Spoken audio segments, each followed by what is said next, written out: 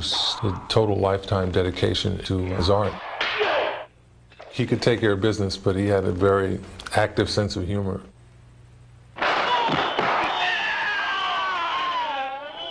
He was a braggart in a way, but he never bragged about anything that he wasn't capable of. Everybody just loved him around the set because of his enthusiasm. He kept it pretty interesting. There's nobody I quite remember enjoying being a celebrity as he did. He was the catalyst that set that whole martial arts all in motion. And it's a shame he didn't live to see the impact that he had. He was not just a fighter. Bruce was a philosopher and a teacher. All type of knowledge ultimately means self-knowledge. As an actor, as a martial artist, as a human being, all these I have learned from martial art.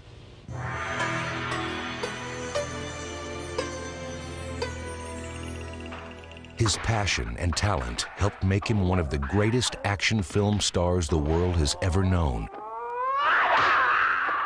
He was also one of the first actors to successfully bridge the culture gap between East and West. But for Bruce Lee, his personal life proved more dramatic and more intense than any movie plot. And though his style has often been imitated, the indelible mark he left behind nearly 3 decades ago has never been duplicated. On November 27, 1940, at both the hour and the year of the Dragon, the child who would come to be known as Bruce Lee was born in San Francisco, California.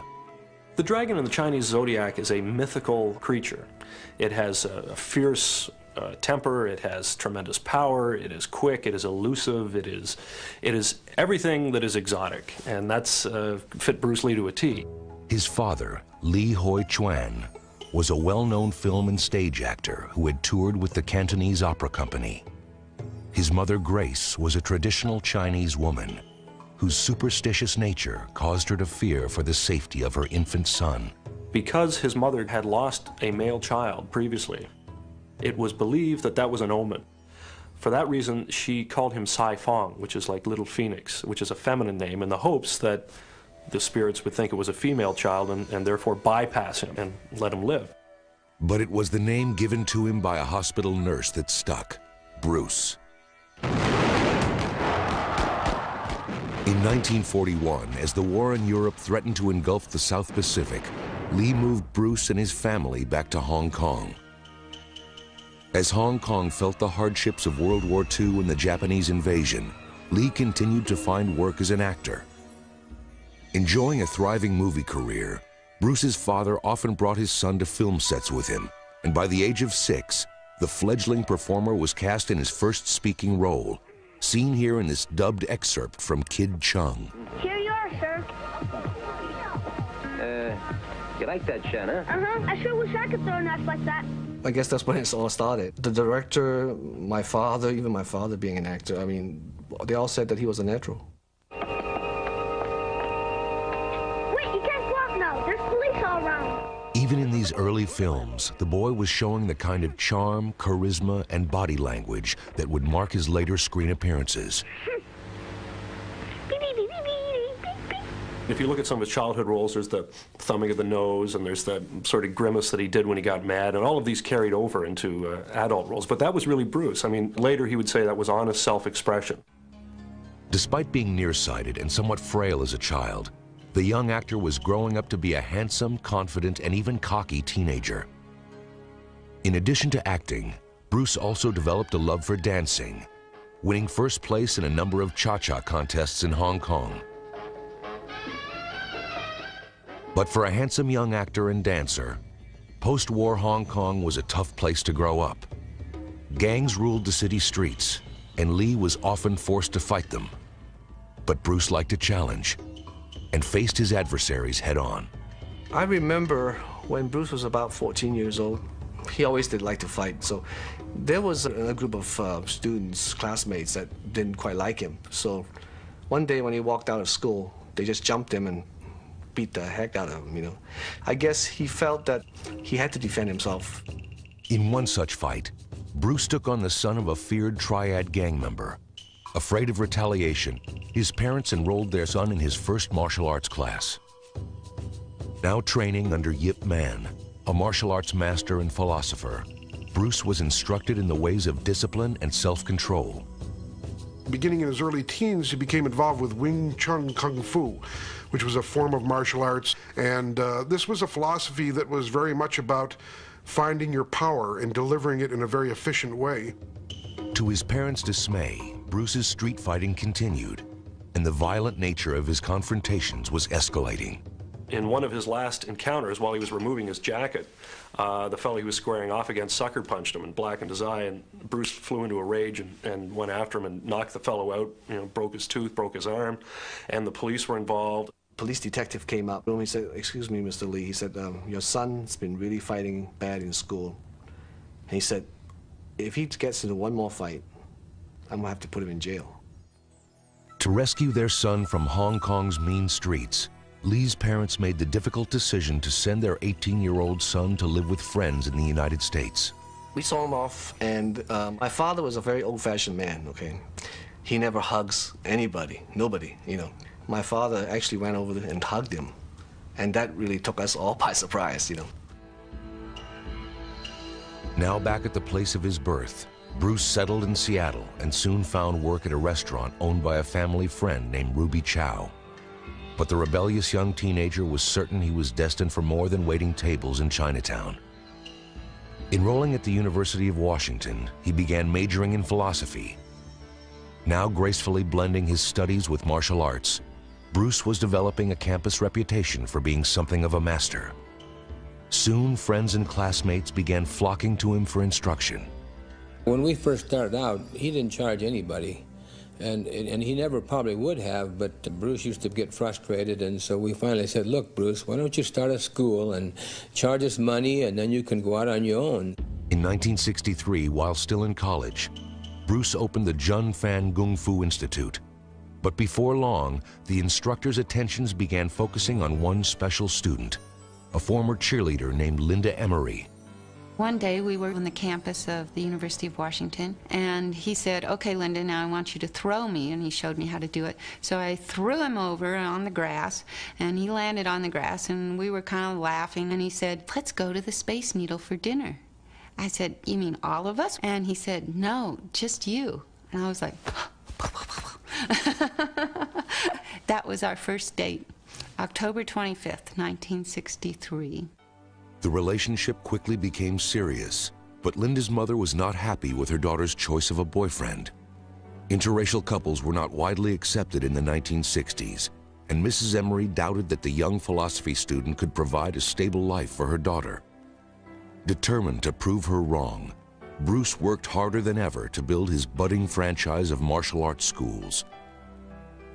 And on August 17, 1964, Bruce and his former student Linda were married.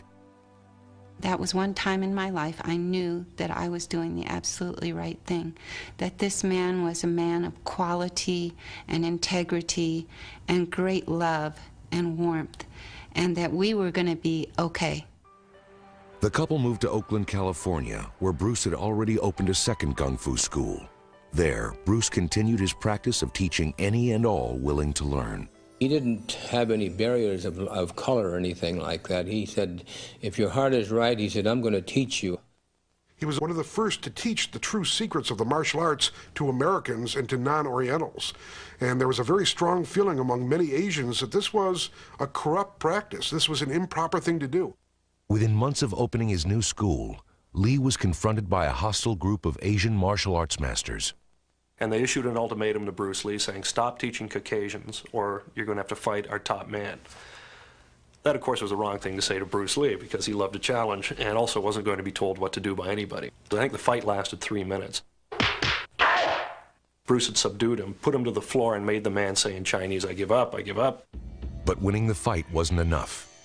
Feeling that he should have won in seconds, not minutes, Bruce began developing a strict regimen to revolutionize martial arts.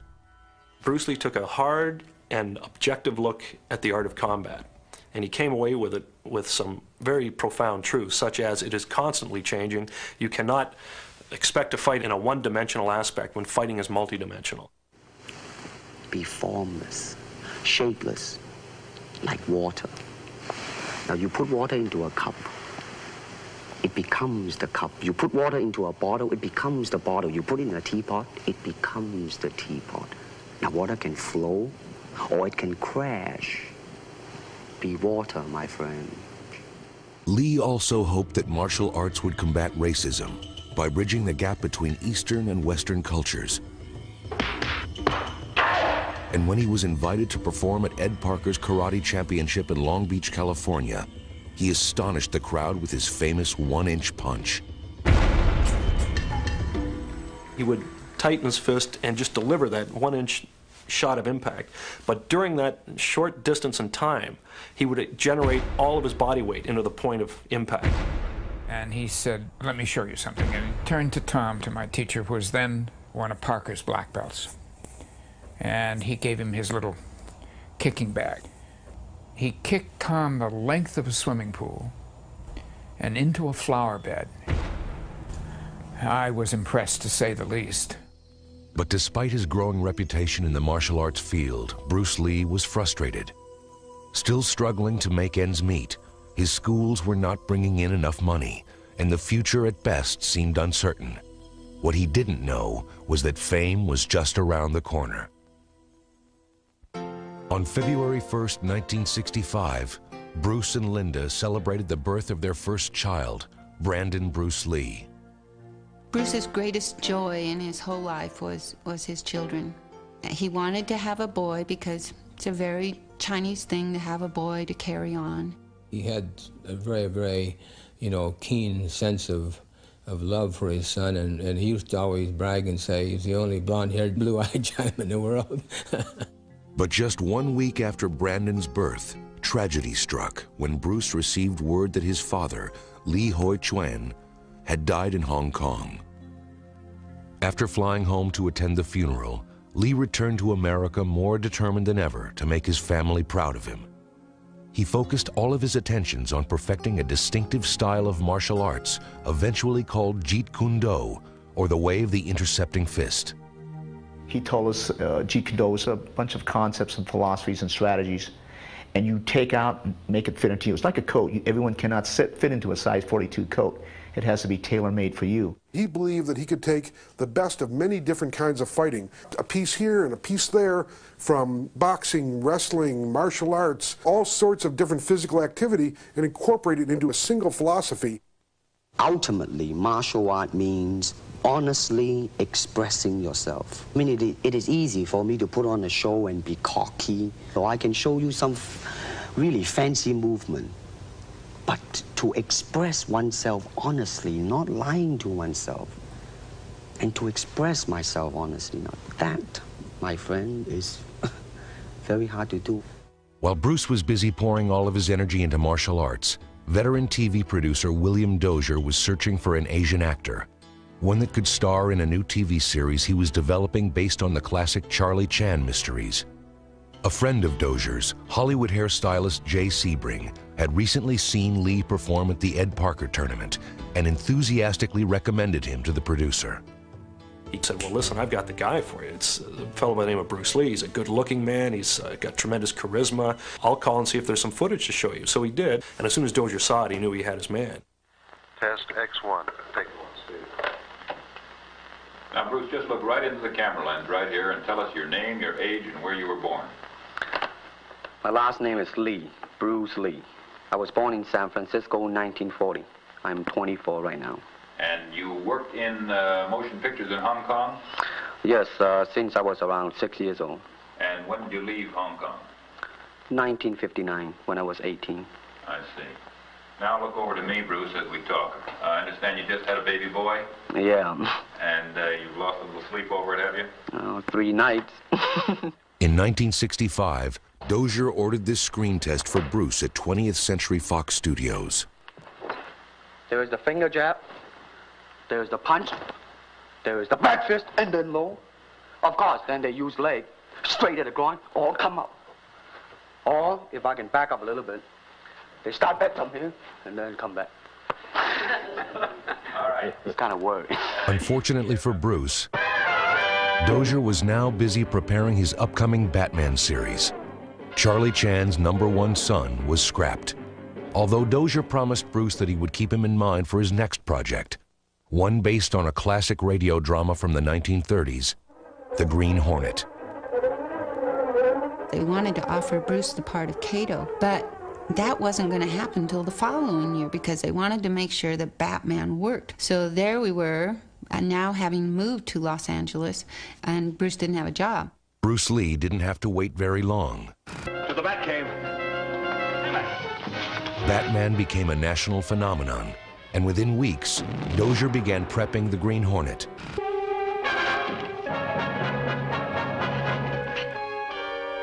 No need for panic, Mr. Smith. After all, we're both on the same side of the law. Just cut us in on your racket. That's all we are after. Racket? It's getting late, boss. If we're going to be partners, Mr. Smith, we mustn't keep secrets from one another. Everything on a table where we can all see it. Impressed with Bruce's screen presence, if not his acting, ABC network executives accepted Dozier's choice of Lee as Kato, the crime-fighting chauffeur. And now, to protect the rights and lives of decent citizens, rides the Green Hornet.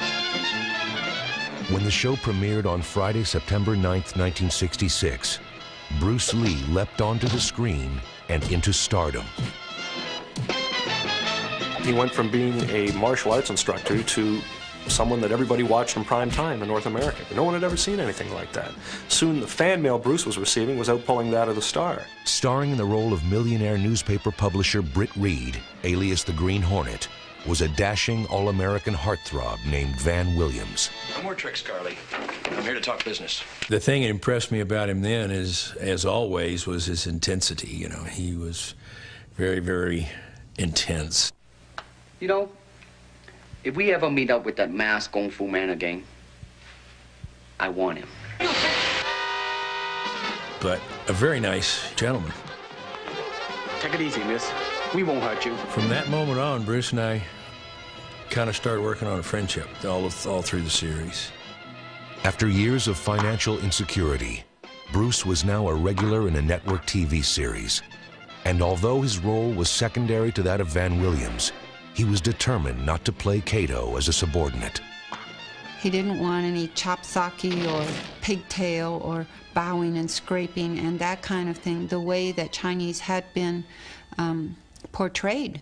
So that was his rule, that he would not do any roles demeaning to the Chinese culture.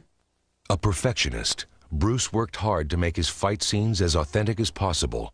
Kung Fu is Kung Fu. It's not child's play. He soon learned the compromises required when filming for television. We had to slow up his action because we found in the test that he was moving too fast for the speed of the motion picture film. People may not realize he could have been faster than he was.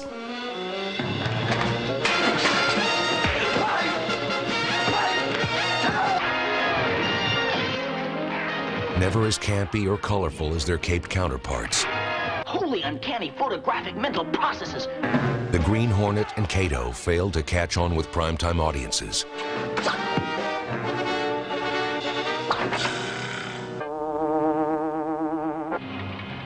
In a desperate effort to save the show, Dozier and ABC concocted a face-off between Batman and Robin and the Green Hornet and Kato.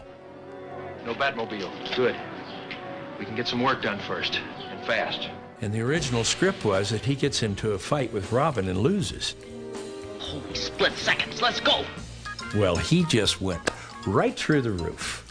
And he said, there is no way I'm going to get into a fight with Robin and lose. Bert had told everybody, you know, he's a big black belt and big tough guy. And Bruce had heard all about this. So he was going to play his Chinese water torture game on him. He let out little words. He was going to get this guy. And Bruce comes in and he gives him the silent treatment, you know, and he's grumbling around and said, you know, Bert thought he was just going to lose his temper and just destroy him. Adam said that Burt Ward was just shaking in his shorts. He was so scared that Bruce was going to take after him. Ultimately, the producers ended the battle in a draw to avoid upsetting fans of either show. None too smart for a smart crime fighter? Are we just letting them go, Batman? But it didn't matter. The Green Hornet was canceled after just one season. That was unquestionably a big blow to Bruce Lee. He had hoped that the show would be more successful. He had hoped to use that as a springboard, and it didn't work out. With the cancellation of the Green Hornet, the future was once again uncertain. And despite a new legion of loyal fans and the powerful contacts he had made in the entertainment industry, Bruce Lee would again be facing tough times.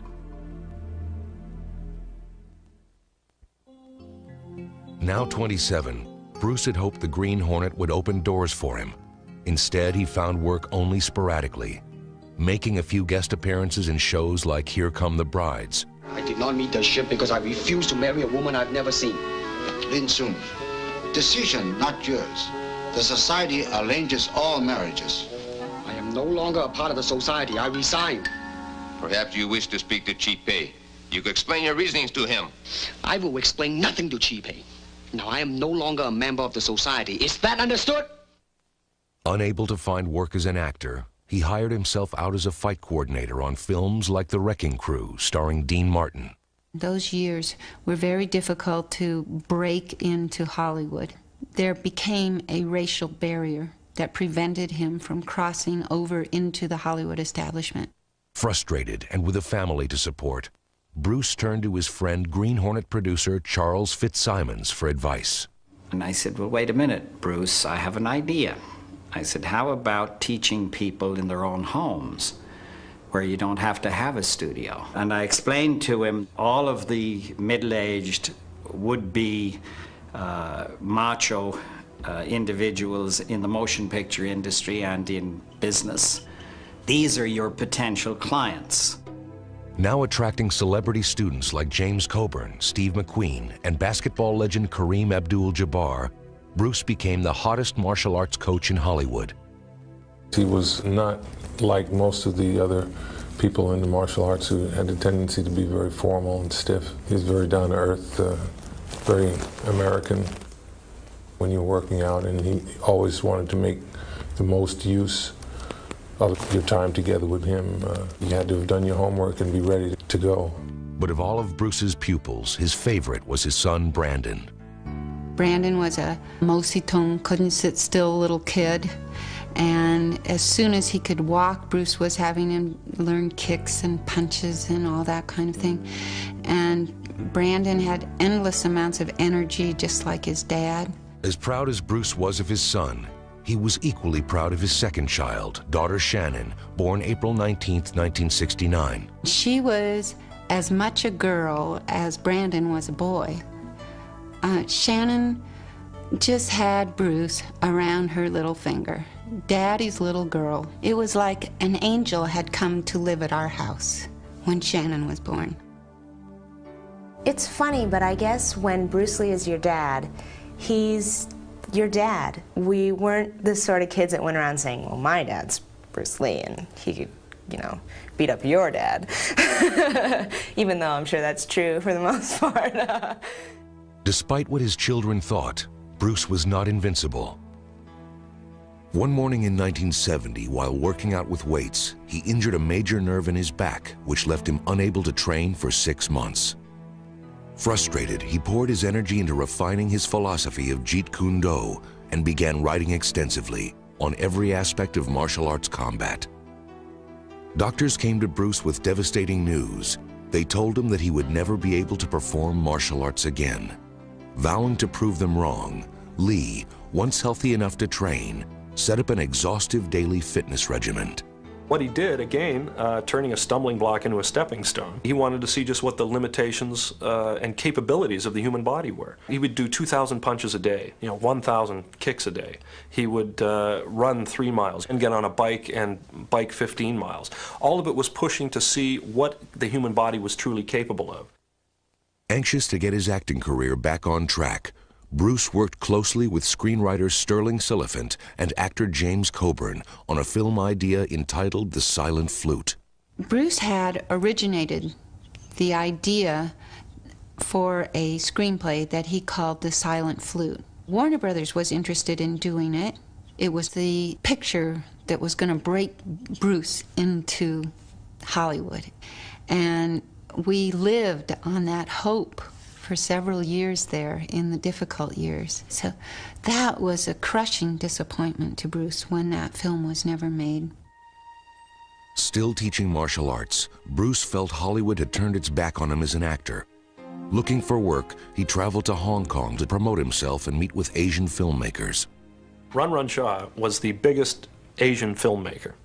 Unfortunately, the bid was a standard offer that he offered his contract players, which was like $200 a week for about 7 years. Well, that wasn't what Bruce was looking for, so he politely declined. Back in Hollywood in 1971, Bruce collaborated with Sterling Siliphant on a script for TV's popular Longstreet series. Guest appearing as a martial arts master, Bruce was in fact so well received by the show's producers that he was offered a recurring role. But by now, Lee's status in Asia had changed. On a trip back to Hong Kong, he was astonished to discover that the Green Hornet had become hugely popular.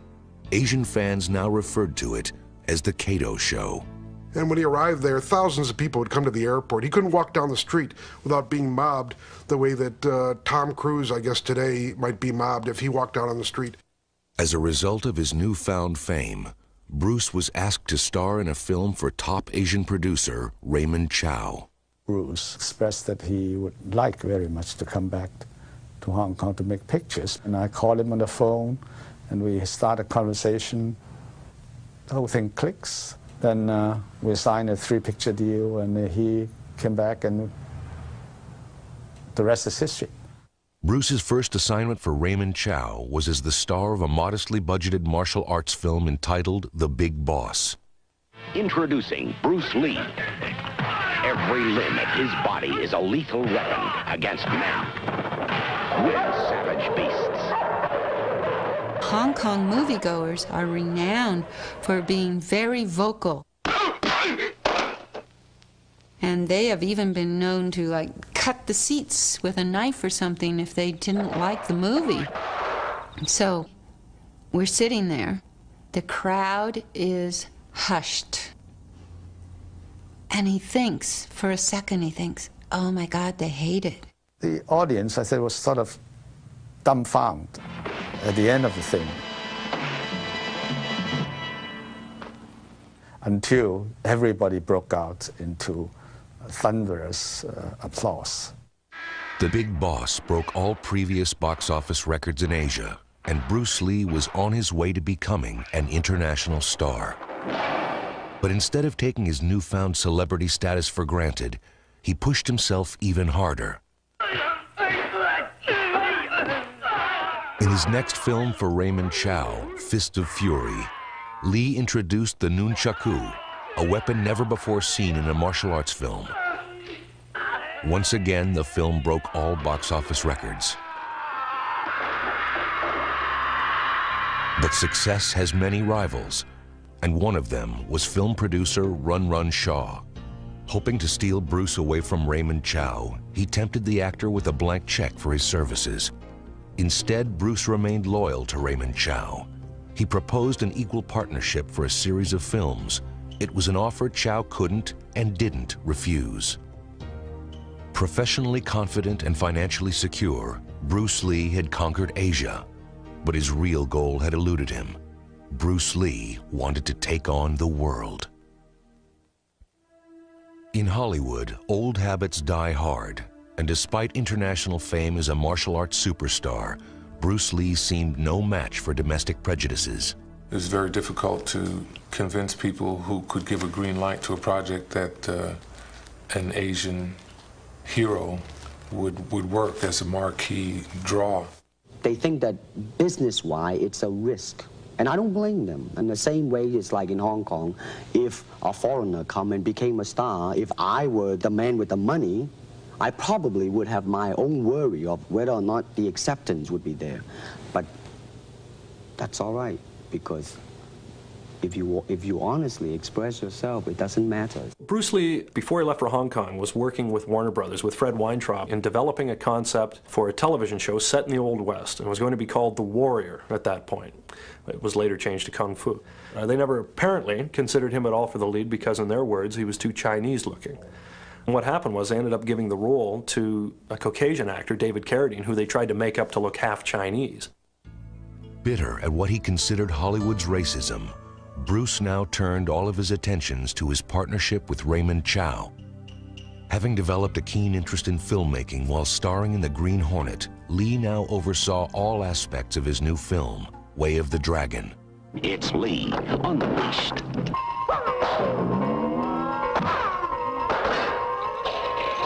He wrote it, he choreographed it, he starred in it.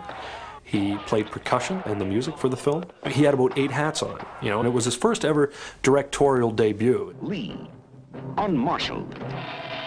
Bruce was given the creative control he desired and made sure that his performance and the film would live up to his audience's growing expectations.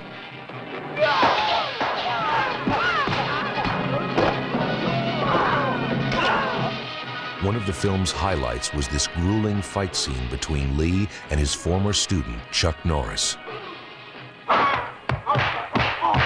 At the beginning of that fight scene, Bruce Lee's character is losing because he's in a very rigid martial arts way.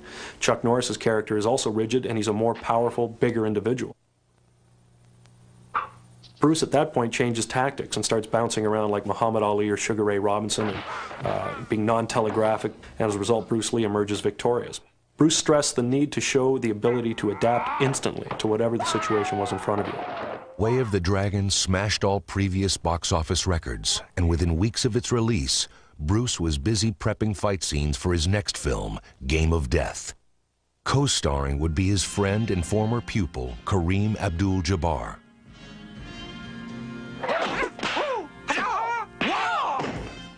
I was flabbergasted, you know. This is something that we had dreamed about, but, you know, we'd never really gotten a green light from anybody. It was a great experience. But before Game of Death was completed, Bruce finally got the call from Hollywood he had waited for all his life. He was offered his first starring role in an American film, Enter the Dragon. It would be a big-budget martial arts blockbuster and a validation of Bruce's years of dedication to his art. Now, more than ever, Bruce Lee was considered the #1 martial arts practitioner in the world, on and off the set. Some kid was sitting on a wall questioning whether he was just an actor, or could he really do any of the things that he had been doing. And Bruce walked close to him, and then it was just snap, and he hit him. And the kid had a bloody nose and raised his hands, and that was it. To their eyes, he was like Billy the Kid. People would try and take pokes at him when he was walking down the street. But Bruce would just, you know, use all the savvy that he developed and just play with these guys, and in fact would make a move on them and then correct their forms. Though Bruce was physically fit and at the top of his game, something was seriously wrong. He was training for something that would never come, a fight that would never happen. Bruce seemed to be on a 7-day-a-week schedule. He was just working hard, and he knew it. But with the success of Enter the Dragon, he would have achieved that place where he could pick and choose a little bit, take his time to find the right properties and develop them. So he was on the cusp of realizing his dreams. On May 10th, 1973, while editing Enter the Dragon in a Hong Kong studio, Bruce Lee became dizzy and collapsed. Rushed to the hospital, the actor appeared very close to death, although doctors couldn't determine the cause. Undergoing a battery of tests, he recovered sufficiently to return to work, and after completing Enter the Dragon, resumed work on the unfinished Game of Death. He was working with a Chinese actress who he thought might be involved in the film as well. So he was at her house, and he complained that he had a headache. And she gave him a prescription tablet that she had called Equagesic. And he went into another room and lay down. But when she couldn't wake him a few hours later, actress Betty Ting Pei called Raymond Chow.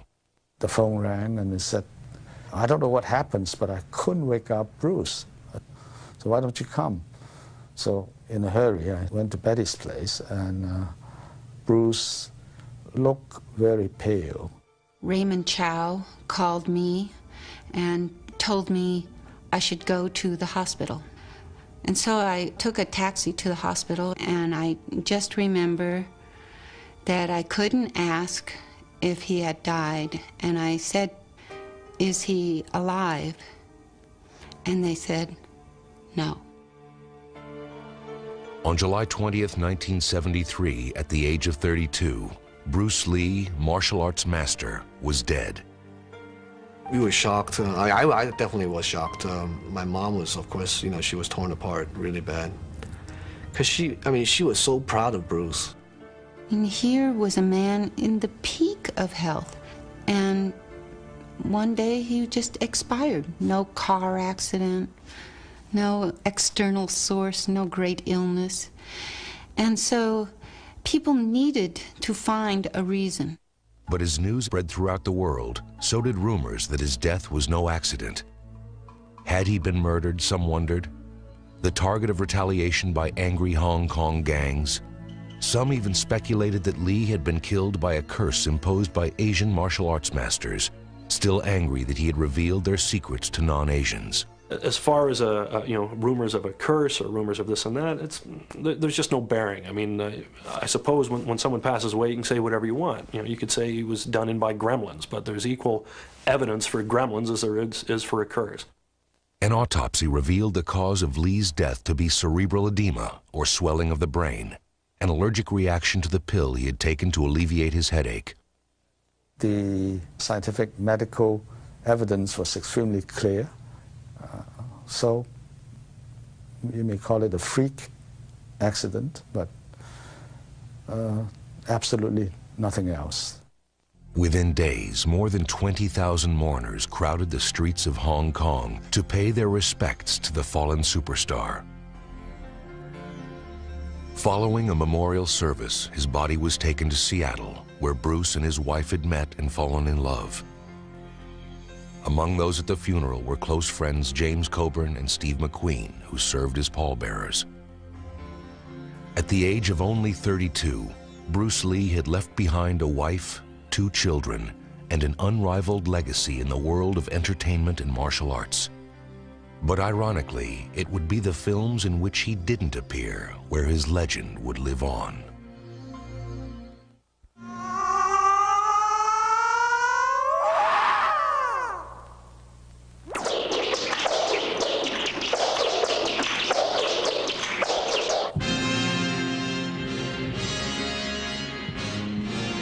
In a desperate effort to salvage Bruce Lee's last film, the producers hired a look-alike actor and resorted to obvious and at times laughable camera tricks. Cut! Okay, that's a print. That was great, Billy. Okay, everybody, get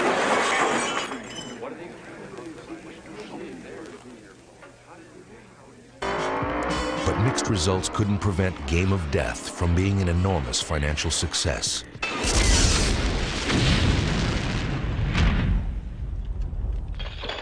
On the strength of 5 films, Bruce Lee had forever redefined the action movie genre and opened the doors for martial arts superstars like Jackie Chan, Chuck Norris, Steven Seagal, and Jean-Claude Van Damme. Just about everybody now who does action resorts to some form of karate or kickboxing or something like that. But of all the actors who dared fill the fallen star's footprints, the one with the greatest chance seemed to be Bruce's only son, Brandon.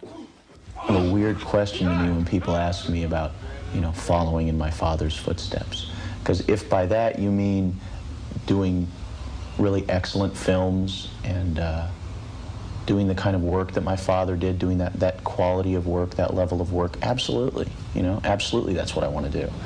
But if you mean trying to imitate him in some way, trying to be a poor man's Bruce Lee, not at all.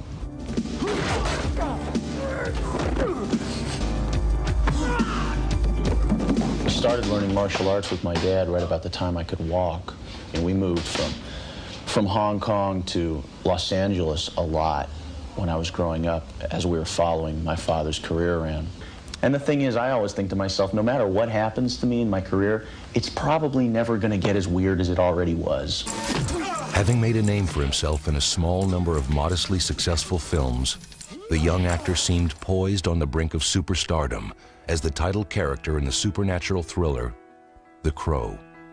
But on March 31st, 1993, nearly 20 years after his father's untimely death, Brandon Lee was accidentally killed on the set by the misfiring of an unchecked prop gun. And like Game of Death, The Crow was completed with the aid of body doubles and special effects. Unfortunately, the bizarre circumstances surrounding Brandon Lee's death did little to quell the ever-growing myths about a mysterious curse. With Brandon's death, there was a resurgence of the rumors about Bruce's death. There was a rehashing of them in the public again. And there was an attempt to connect the deaths of Bruce and Brandon. And really, that's a great disservice and a great tragedy. Trying to connect it up with curses and falsehoods and rumors is not right.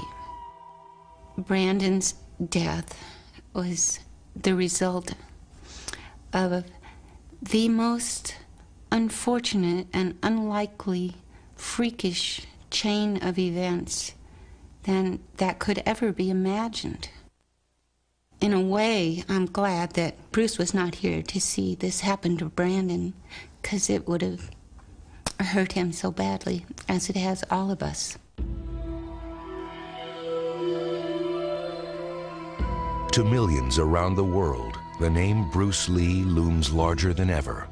Magazines continue to print articles about him. Fan clubs are devoted to him, and his martial arts philosophy continues to attract a growing number of devoted followers.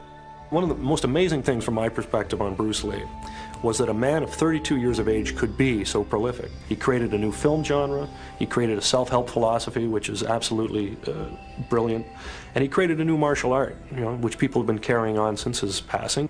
So the important thing about Bruce Lee is not how he died or that he died, it's that he lived. To me, he's still alive, his spirit's still there, and we still train in his art. He's probably the best friend you can have. He's very loyal. He once told me that if somebody is trying to attack you, I'll take them on. That's a friend. The integrity with which Bruce lived his life, what he believed to be right, that is a clear example of the way it should be done. I remember he said, all right, if I'm gone for any reason, don't get hooked up with all these people that they're going to be giving me parades. If they're giving me parades, something's wrong. He was definitely somebody to look up to and something to aspire to. He had such a passion for life. I strive to have as much passion. If I could, rewind time and do it all over again, I would have asked so many more questions and learned so much more. He certainly left a gift for the rest of us, a path to follow, footsteps to follow, so that we can start in a direction and then find our own way, which was his lesson. Be formless, shapeless, like water. Be water, my friend.